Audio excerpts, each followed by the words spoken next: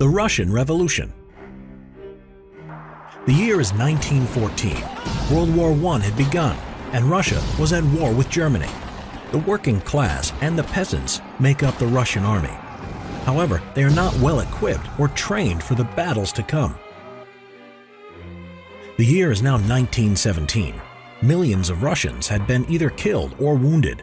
The Russian people were angry at Tsar Nicholas II for getting Russia into the war, and several other reasons, including the Tsar taking personal command of the army, Rasputin's power over the royal family, food shortages, and growing political opposition. The first revolution came about in February 1917 on the Julian calendar in Petrograd, which was the capital of Imperial Russia. Demonstrators protested about the lack of bread due to rationing and were soon joined by striking workers. The army was called upon to suppress the uprising. Several protesters were shot and killed by the soldiers. However, many refused to open fire.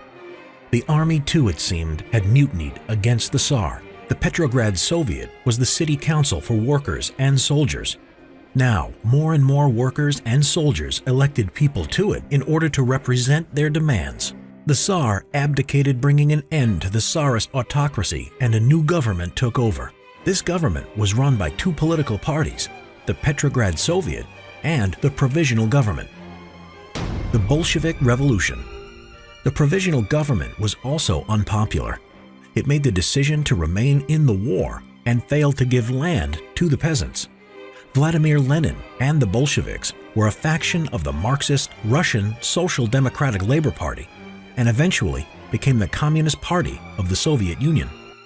He had a simple slogan which would appeal to the people and the Petrograd Soviet: peace, bread, and land. Peace, the end of Russia's involvement in World War I. Bread, solving food shortages. And land, which would go to the peasants.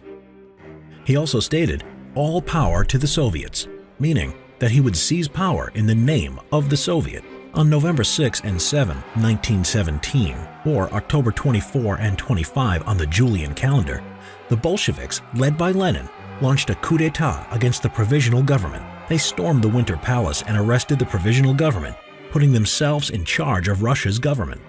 After the revolution, the Bolshevik government exited the war by signing a peace treaty with Germany called the Treaty of Brest-Litovsk. A civil war would erupt in 1918 by those who were against the new Bolshevik government, the White Army, and the Bolsheviks themselves, the Red Army.